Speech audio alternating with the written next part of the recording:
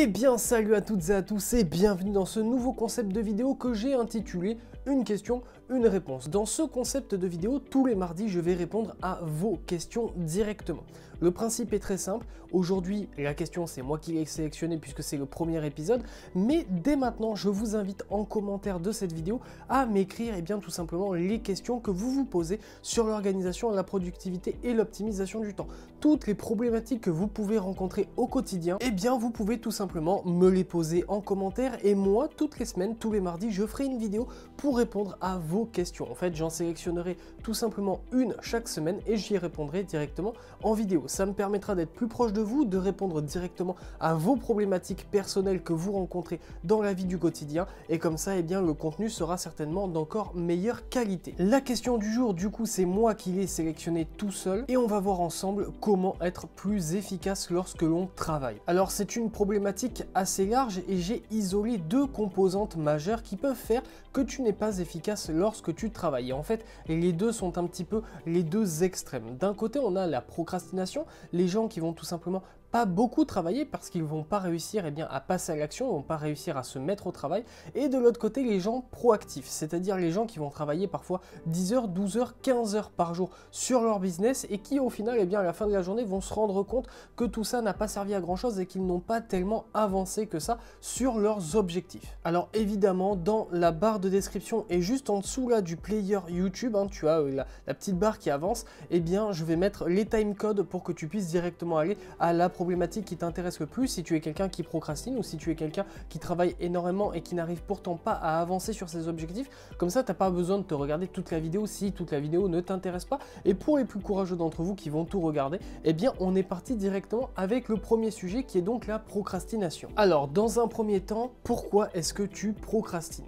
La procrastination, c'est tout simplement un moment dans lequel tu ne vas pas passer à l'action, tu ne vas pas te mettre au travail parce que, la plupart du temps, en tout cas c'est ça, l'ampleur de la tâche à réaliser est trop importante au final et du coup, ça ne te motive pas à passer à l'action. Je vais donner un exemple très simple. Imaginons que tu veuilles écrire, je sais pas moi, un article de blog, ok, et que tu t'es fixé, non, article de blog c'est trop, c'est trop peu, on va dire écrire un livre, comme ça c'est bien gros, tu vas bien pouvoir comprendre le délire. Un livre c'est beaucoup de pages, en règle générale un livre c'est à peu près 150 à 200 pages, 250, peu importe, disons 200 pages pour faire une moyenne.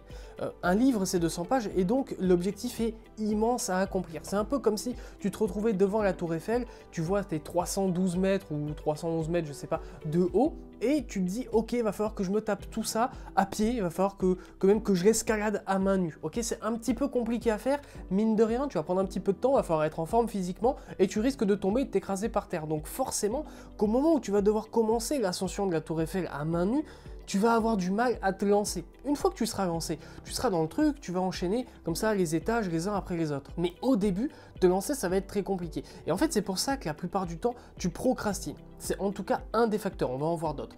Mais le fait que l'objectif soit trop grand à accomplir, que ce que tu dois faire, c'est trop difficile, ça va te pousser à te dire non. Écoute, on fera ça plus tard. Alors que si tu découpes les choses en plus petites parties, ce sera beaucoup plus facile. Mais on va voir un petit peu après les solutions pour arrêter de procrastiner. Donc ça déjà, c'est une des premières causes et une des causes majeures à la procrastination. C'est tout simplement que la tâche à accomplir est beaucoup trop grande pour toi et du coup, tu n'arrives pas à passer à l'action. La deuxième grande raison à la procrastination pour moi, et ça va peut-être te faire mal si tu es dans ce cas-là, c'est tout simplement que tu n'aimes pas suffisamment ce que tu fais. La vérité, c'est que quand tu fais quelque chose que tu aimes, je ne sais pas quelles sont tes passions, un sport, la musique, les jeux vidéo, peu importe, tu n'as pas véritablement besoin d'énormément de motivation pour t'y mettre. Tout simplement parce que tu aimes profondément ça et du coup, tu vas le faire naturellement et ça ne va pas être un problème pour toi de te lancer dans l'activité en question. Au final, si ce que tu as choisi au début comme business, tu l'as choisi parce que tu t'es dit qu'il y avait moyen de gagner de l'argent rapidement, etc., ça peut être un grand facteur déterminant de choix de business, en tout cas souvent, au final, peut-être que tu n'as pas fait ce choix basé sur l'attrait que tu as à cette discipline, à cette activité, et du coup, c'est peut-être pour ça que tu procrastines. Pour moi, ce sont les deux grands facteurs de procrastination. Le fait d'avoir des choses à accomplir qui sont beaucoup trop grandes et qui du coup vont te paralyser, et le fait d'avoir choisi quelque chose que tu n'aimes pas véritablement faire, et du coup ça va être compliqué de te mettre à l'action si t'as pas trop envie de faire cette action en question. Maintenant qu'on a vu, pour moi en tout cas, les deux grandes causes de procrastination, on va voir ensemble comment commencer à lutter efficacement contre cette dernière. Le premier conseil que je vais te donner, c'est tout simplement de te munir d'un papier et d'un stylo ou de ton téléphone, peu importe, et bien d'enchaîner les journées normalement, c'est-à-dire par exemple faire une semaine type. Et ce que tu vas faire pendant cette semaine, c'est qu'à chaque fois que tu vas procrastiner, à chaque fois que tu vas pas avoir envie de te mettre au travail, tu vas pas te faire violence, tu vas pas passer au travail, mais simplement tu vas prendre ton moyen d'écriture, ta feuille, ton papier ou ton smartphone, peu importe, et tu vas écrire bien que tu es en train de procrastiner à telle heure de la journée, très important, il va falloir identifier le moment de la journée parce que c'est peut-être récurrent, peut-être que tous les matins c'est difficile pour toi, tous les soirs c'est difficile pour toi, peu importe, et tu vas également identifier la tâche sur laquelle tu es censé te mettre à travailler, essaye de la décrire le mieux possible, en précision vraiment ce que tu dois faire pour avoir de la donnée. Comme ça, à la fin de cette semaine ou de ces 2 jours, ces 3 jours, peu importe, hein, tu fais ça le temps que tu veux, bien tu auras des données. Tu sauras que la plupart du temps, quand tu procrastines, il est telle heure, c'est tel moment de la journée et c'est sur tel type d'action ou telle action précise qui va revenir encore et encore. Tu auras de la donnée à analyser et comme ça tu pourras savoir exactement les raisons qui font que tu procrastines. Et évidemment, je vais pas te faire une leçon sur ça, mais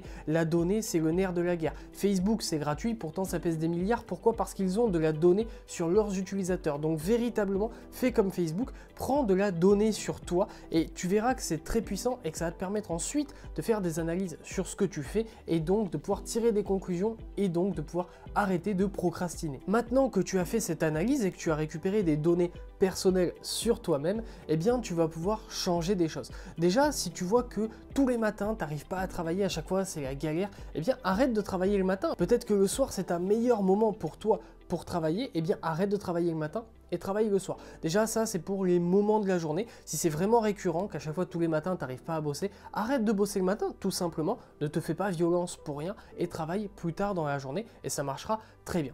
Pour les tâches, si tu vois qu'il y a des tâches véritablement récurrentes, que tu n'arrives pas à passer à l'action sur ces tâches en particulier, bien pose-toi des questions dessus. Est-ce que déjà ce sont des tâches véritablement importantes? Parce que si au final c'est pas si important que ça, ou que tu peux les déléguer pour pas cher, bien n'hésite pas véritablement, parce que ces tâches au final elles vont te bloquer, elles vont te bloquer dans l'avancement puisqu'elles vont te faire procrastiner et donc tu ne vas pas passer à l'action. Donc si c'est des tâches que tu peux éliminer ou déléguer, n'hésite pas une seule seconde, dégage-moi ces tâches, comme ça tu vas pouvoir te concentrer sur les choses les plus importantes. Si au contraire les tâches dans lesquelles tu procrastines le plus sont les tâches véritablement importantes, bien on va voir un petit peu après dans la vidéo des solutions qui vont te permettre de quand même passer à l'action sans trop souffrir sur ces actions. À présent que tu as fait tout ça, que tu sais pourquoi tu procrastines, que tu as des données sur toi et que tu as analysé ces données, je vais te donner tout simplement des astuces pour réduire au maximum ta procrastination. Et je dis bien réduire parce que tu procrastineras toujours.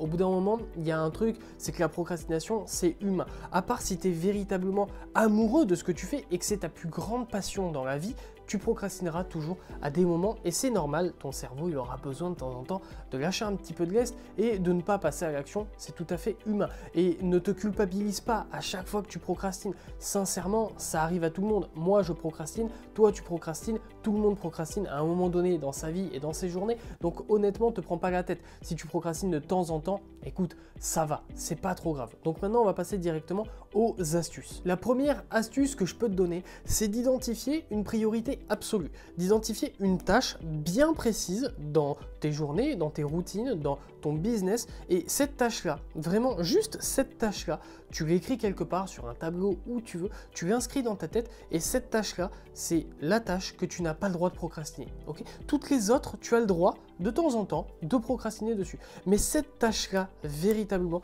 tu te fixes véritablement une valeur personnelle, tu t'interdis absolument de procrastiner sur cette tâche. C'est ta tâche, on va dire, d'or. C'est la règle d'or. Ça, là, tu n'as pas le droit de la procrastiner. Tu ne fais ça que pour une seule tâche et pas pour 25 tâches. Véritablement, c'est ça, là, la priorité absolue et elle, il n'y a pas de sauf-conduit, il n'y a pas de « ah mais aujourd'hui je suis fatigué ». Non, cette tâche-là, tu t'y tiens absolument. Il faut que tu la fasses, même si parfois ça te fait un petit peu chier, c'est pas grave. C'est dans un sens la seule qui va faire ça. Donc au pire, tu pourras procrastiner sur d'autres tâches, tu vois. Tu pourras un petit peu prendre du plaisir ailleurs et aller regarder ta meilleure série Netflix au lieu de travailler. Mais cette tâche-là, vu qu'elle est très importante, tu t'y fixes et jamais, jamais, jamais tu ne procrastines. Maintenant, on va voir ensemble des petites astuces que tu vas pouvoir implémenter dans ton quotidien qui vont te permettre de drastiquement réduire ton taux de procrastination dans la journée. Première petite astuce que j'ai envie de te donner, c'est tout simplement en fait de fragmenter les tâches que tu as à faire. Au début de la vidéo, je t'ai parlé de monter la tour Eiffel à main nue. C'est vrai que c'est très difficile, mais je ne sais pas combien il y a de marches dans l'escalier de la tour Eiffel. On va dire un chiffre rond, ce sera plus simple. On va dire qu'il y a 1000 escaliers, il y a 1000 tâches dans l'escalier. Eh bien, au lieu de te dire dès le début de la journée, ok, aujourd'hui il faut que je me tape 1000 escaliers à pied, tu ne te dis pas ça. Tu vas dire, ok, aujourd'hui il faut que je me monte 10 escaliers. Et une fois que ces 10 escaliers seront montés, j'en monterai 10 de plus, puis 10 de plus, puis 10 de plus. En fait, il faut vraiment que tu fragmentes les tâches que tu vas avoir à accomplir. Ça va te permettre de moins te mettre la pression parce que la plupart du temps, en fait, quand on procrastine, c'est vraiment parce que l'ampleur de la chose à réaliser est énorme et on se dit, putain, j'ai la flemme, je vais mettre 4 heures dessus, j'ai pas envie d'investir 4 heures là de suite sur cette tâche. Mais si au final, tu te dis, ok, j'en ai pour 20 minutes et à la fin de ces 20 minutes, etc., eh bien, même si à la fin de la journée, imagine tu en as marre et tu ne fais pas tes 4 heures que tu étais censé faire sur cette tâche, en fait tu n'as pas monté les 1000 escaliers, eh bien peut-être que tu en auras monté 500. Et 500, c'est mieux que d'avoir procrastiné dès le début et d'en avoir monté 0. Donc ça, c'est la première astuce, fragmente en petits objectifs tes grosses tâches à accomplir. Ça va te permettre de passer à l'action beaucoup plus facilement. Dans la même lignée, il y a ce qu'on appelle la méthode des 10 minutes. Alors il y en a qui disent que c'est la méthode des 5, certains qui disent que c'est la méthode des 15. Moi je m'en fous, je dis la méthode des 10 minutes. La méthode des 10 minutes, c'est quoi? C'est tout simplement en fait le fait que quand tu vas devoir te mettre à travailler, tu vas prendre ton téléphone, tu vas te mettre un timer, tu vas te mettre un minuteur et tu vas mettre un minuteur de 10 minutes. Tu vas commencer à travailler avec la promesse que tu te fais à toi-même, tu te fais un accord, tu vois, tu te serres la main comme ça et tu te dis ok, je me mets à travailler pendant 10 minutes et si à la fin de ces 10 minutes j'en peux vraiment plus, j'en ai marre de travailler, eh bien j'arrête de travailler. Voilà, au moins tu n'auras pas procrastiné, donc tu n'auras pas cette souffrance intérieure à te dire que tu vas pas culpabiliser en te disant que putain t'es une merde parce que t'as pas réussi à travailler encore une fois, etc. Non, tu auras essayé de travailler, tu auras travaillé pendant 10 minutes, c'est déjà bien, et si à la fin c'est trop dur, si à la fin vraiment t'as pas envie de travailler, eh bien tu as le droit d'arrêter de travailler. Mais je te garantis que dans au moins 90% des cas, une fois que tu seras lancé, une fois que tu auras fait ces 10 minutes, le timer va sonner, tu vas l'éteindre et tu vas continuer à travailler. Parce que la vérité, et tu le sais pertinemment, parce que tu en as fait l'expérience, parfois tu n'as pas envie de travailler, tu commences à travailler pendant 5-10 minutes et honnêtement à la fin tu te rends compte que c'est pas si terrible que ça et t'enchaînes tes trucs et à la fin tu as travaillé ce qu'il fallait que tu travailles 1 heure, 2 heures, 4 heures, peu importe. Donc vraiment cette règle des 10 minutes avec le petit timer qui met bien, eh bien ça va te permettre de passer beaucoup plus souvent à l'action. Essaye si tu ne l'as jamais fait, véritablement je te garantis des résultats qui vont être en fait dès le premier coup. Une autre, et ce sera la dernière petite astuce que je vais te donner, ça va être la loi des 5 secondes. En fait la loi des 5 secondes c'est très simple, c'est tout simplement que ton cerveau va avoir des mécanismes psychologiques qui vont se mettre en place au bout dans les 5 secondes. C'est-à-dire que 5 secondes après que tu aies décidé de faire une tâche, eh bien ton cerveau va mettre en branle un mécanisme psychologique qui va être un mécanisme de défense. Parce que quand tu dois faire des choses qui sont inconfortables pour toi, ton cerveau assimile ça à la peur, assimile ça à un danger. Tout simplement parce que notre cerveau n'a quasiment pas évolué depuis la préhistoire et quand il y avait quelque chose qui était douloureux à faire, la plupart du temps, c'était synonyme de une chance sur 2 de mourir. Donc du coup, ton cerveau, il est resté comme ça et quand tu dois faire quelque chose qui est entre guillemets douloureux, travailler parfois ça peut être douloureux cérébralement, t'as pas envie de le faire, ton cerveau, au bout de 5 secondes, il va lancer l'alerte et il va dire attention, attention, tu risques de mourir, donc il faut que j'essaie de distraire ton cerveau et là, d'un coup, il va te rappeler que n'oublie pas quand même qu'il y a la suite de Demon Slayer à regarder sur Netflix ou je sais pas quoi et ils vont te dire allez va regarder ta série, tu vois. Donc du coup cette loi des 5 secondes, c'est tout simplement que si tu dois passer à l'action, c'est dans les 5 premières secondes.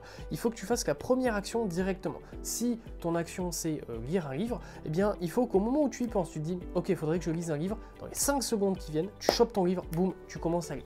Et du coup tu vas bypass cette étape du cerveau qui va dire attention c'est dangereux, etc. parce que ton cerveau du coup il va se rendre compte directement que lire un livre, c'est absolument pas dangereux. Et du coup, ne va pas lancer tous les mécanismes de défense qui vont faire que tu vas procrastiner. Mon ultime astuce anti-procrastination, c'est on va dire la plus violente de toutes, c'est tout simplement la deadline publique. En fait, il y a un truc qui s'appelle le principe de cohérence, c'est un biais psychologique qui fait que lorsque tu dis à quelqu'un quelque chose, par exemple, je sais pas, tu dis à ton meilleur ami, ok, je vais me mettre au sport, par exemple, tu n'as pas envie de passer pour un con.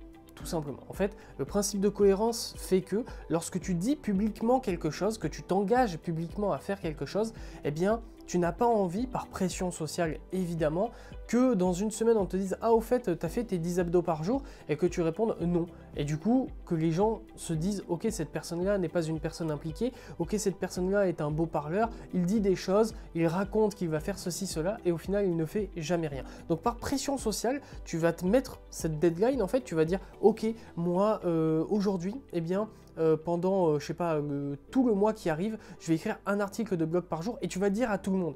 Et du coup, les gens vont être au courant de ça et toi, par pression sociale, tu vas pas avoir envie de passer pour un con qui ne tient pas ses engagements. Donc c'est une méthode un petit peu, on va dire, extrême parce qu'au final, elle joue sur des biais psychologiques puissants sur toi-même. En fait, tu t'auto-manipules pour le coup. Donc c'est pas, comment dire, c'est pas forcément agréable, mais si vraiment tu procrastines tout le temps et t'en as marre, eh bien cette méthode-là, véritablement, ça peut faire effet sur toi parce qu'au final, ça va marcher sur des biais qui sont vraiment profondément ancrés dans ton cerveau et du coup, tu vas pas avoir envie simplement de passer pour un loser qui ne fait pas ce qu'il a dit. Donc vraiment, ça c'est une méthode, on va dire, c'est la méthode de dernier recours. Si toutes les autres méthodes avant que je t'ai données ne fonctionnent pas sur toi, eh bien n'hésite pas, prends une deadline publique, même mets-la sur Twitter si ça te fait plaisir, si tu as des followers, et comme ça, eh bien tu n'auras pas le choix, tu seras obligé de passer à l'action. On attaque donc à présent la deuxième partie de cette vidéo qui va être sur la proactivité. Et coucou à toi si tu vas skipper avec la barre en dessous la partie sur la procrastination, ça veut dire que tu ne procrastines pas, donc bien félicitations à toi, mais attention car tu as un problème toi aussi, c'est la proactivité. Et dans cette partie-là de la vidéo, on va traiter ça, on va trouver des solutions à la proactivité pour tout simplement réduire ton temps de travail qui est certainement beaucoup trop élevé et au final tu auras exactement les mêmes résultats, même voire beaucoup plus de résultats en travaillant 2, 3, 4 fois moins. Donc si ça t'intéresse, eh bien on est parti de suite. Alors la première chose sur laquelle on va s'attarder, c'est le pourquoi. Pourquoi est-ce que tu travailles autant? Pourquoi est-ce que tu travailles au final beaucoup trop? Pourquoi? Eh bien pour avancer sur ton business, tu es obligé de travailler 10 heures, 12 heures, 15 heures par jour, tu t'en sens obligé et matériellement tu es obligé parce que sinon tu n'avances pas trop. Il y a plusieurs raisons à ça. Déjà, le pourquoi tu te sens obligé de travailler autant, c'est tout simplement parce que tu stresses. En fait, voilà, c'est aussi simple que ça. Tu te mets de la pression à toi-même. Tu te dis certainement, je ne connais pas ta vie personnelle, mais tu te dis certainement que tu viens de lancer ce business et il faut que tu gagnes rapidement de l'argent. Parce que peut-être que tu commences à avancer dans la vie, tu arrives à un stade auquel tu n'es pas prêt à reprendre par exemple tes études ou quoi que ce soit. Et du coup, tu te dis, ok, il faut absolument que je me bouge le cul. Il faut vraiment que dans les 6 mois qui viennent, je gagne beaucoup d'argent, donc il faut que je travaille comme un malade mental. Ça peut déjà être une première raison. Deuxième raison, ça peut être une sorte de pression sociale qui va faire que tu passes trop de temps sur les réseaux, etc. Et tu vois des mecs qui passent leur vie à te dire qu'ils travaillent 27 heures par jour, qui gagnent 15 milliards d'euros par heure, et que du coup, en fait, c'est tout simplement parce qu'ils se lèvent tous les jours à 3 heures du matin, que c'est des malades qui dorment 1 heure par semaine et qui font que travailler.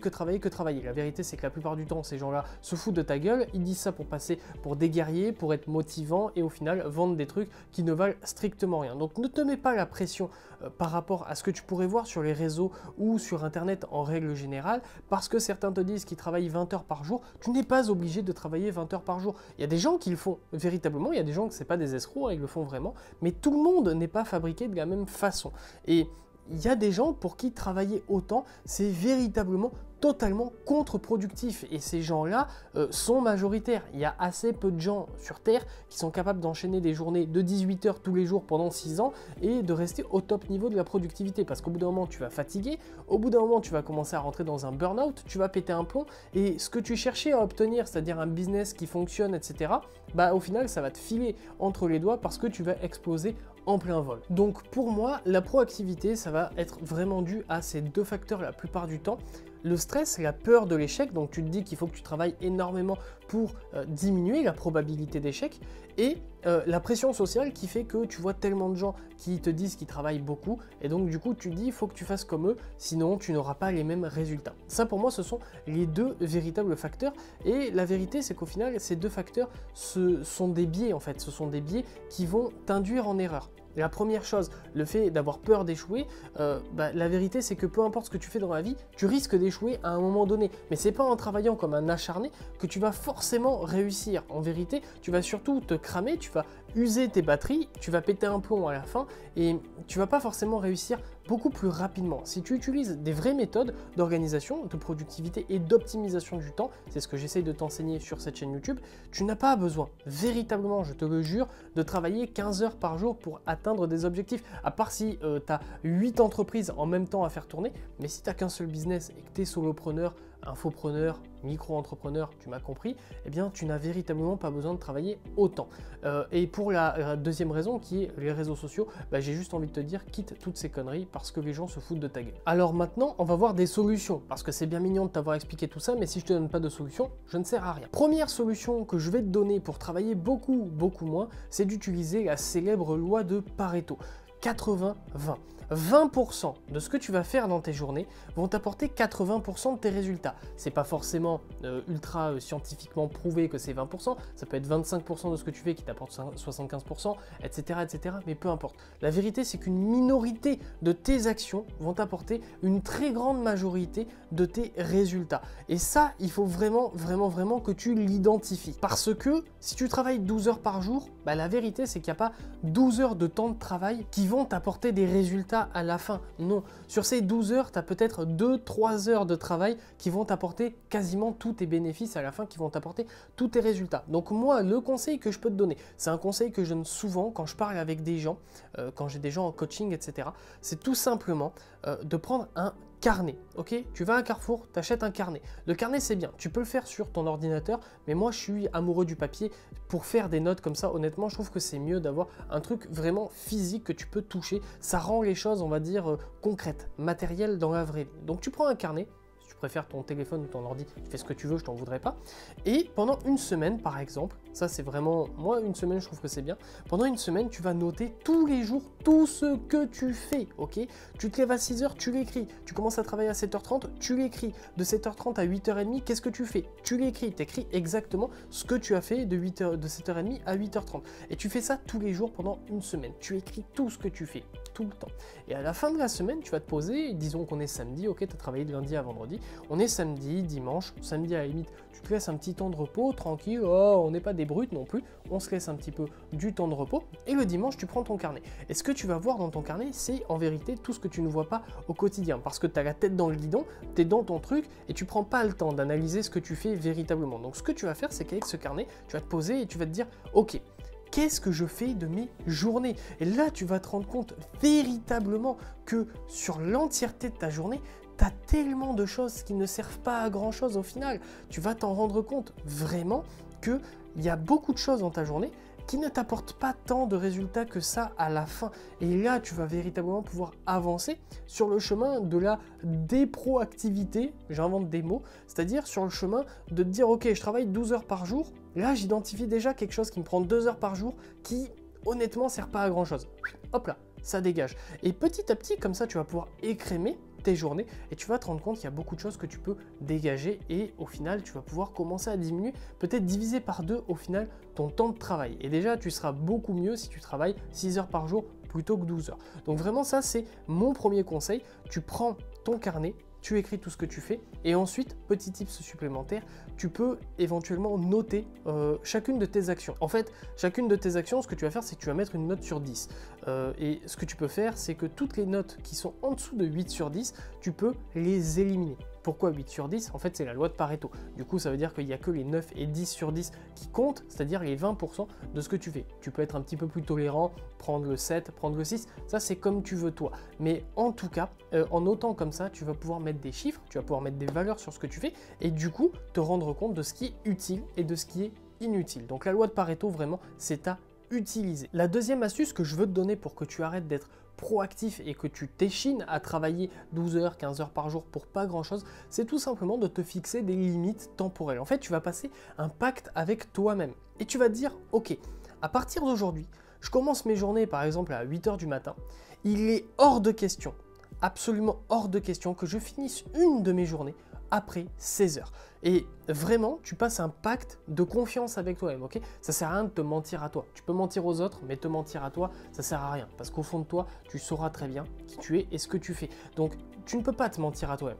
Tu sauras si tu tiens ou pas ça. Donc, si tu fais véritablement un accord avec toi-même et que tu te dis, ok, plus jamais je finis une journée après 16 heures, eh bien, fais-le. Ça va te permettre en fait de réduire ton temps.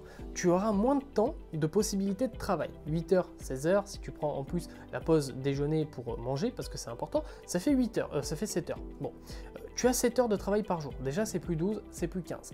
Et du coup, par la loi de Parkinson qui dit tout simplement que tu vas t'allouer un temps et que tu vas toujours mettre le temps que tu t'es alloué à accomplir une action, eh bien, au lieu de te dire, ok, j'ai toute la journée, je vais pouvoir travailler 1800 heures dans la journée, tu vas dire, ok, j'ai que 7 heures. Donc, si tu n'as que 7 heures et que d'habitude, tu en travailles 12, tu as 5 heures de moins.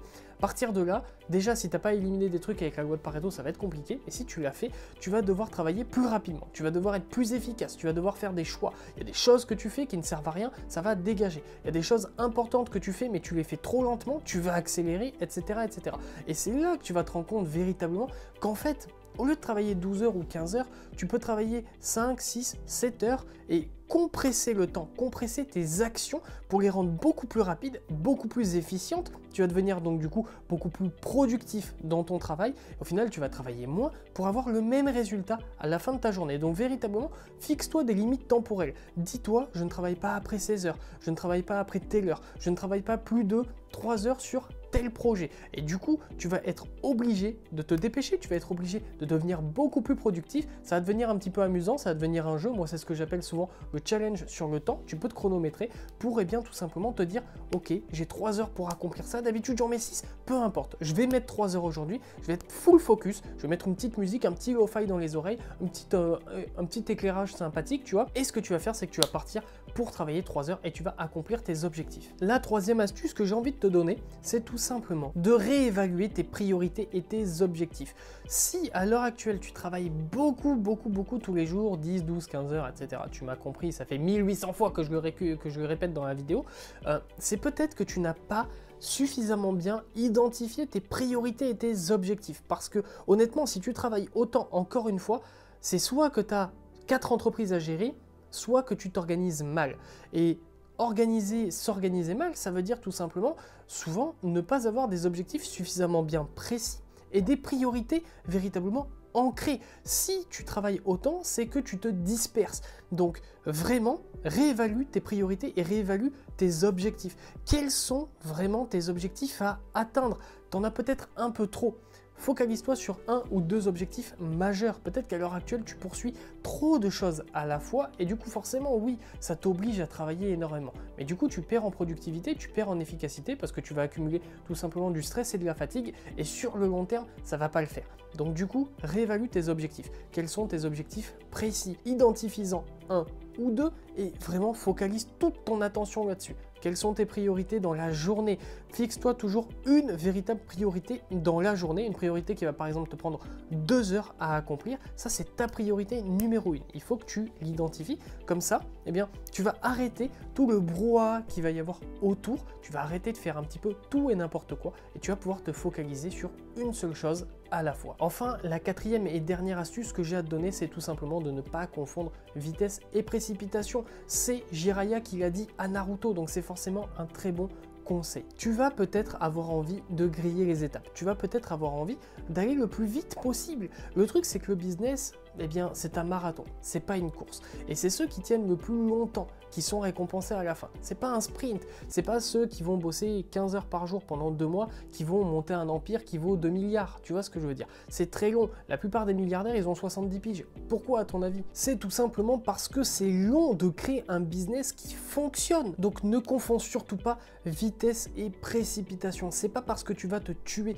à travailler encore et encore tous les jours que tu vas aller beaucoup plus vite que les autres, ceux qui tiennent, ceux qui créent des business qui fonctionnent vraiment, qui valent des millions, etc., etc., sont des gens qui sont dans le truc depuis des années et des années, ok? Il n'y a pas de passe magique, même si certaines vidéos YouTube veulent te faire croire à ça. Il n'y a pas un bouton pour appuyer dessus et hop, d'un coup, tu es millionnaire en 2 semaines. Non, ça n'existe pas, ok? Sauf si tu as acheté du Bitcoin en 2010 et que tu l'as revendu en 2020, mais sinon, il n'y a pas de passe magique, ok? Donc, tu vas être obligé de tenir sur la durée. Et tenir sur la durée en travaillant énormément tous les jours, ça va pas être possible. Ça va pas être possible, à part pour certaines personnes qui peuvent le faire, hein, ça existe évidemment, il y a toujours des exceptions à la règle, tu le sais très bien, mais pour la grande majorité des gens, ça ne va pas être possible. Donc toi, si ton objectif, véritablement, c'est d'être entrepreneur, c'est de créer des business, de créer quelque chose qui va te permettre de vivre toute ta vie, qui va te permettre de donner de la valeur aux gens,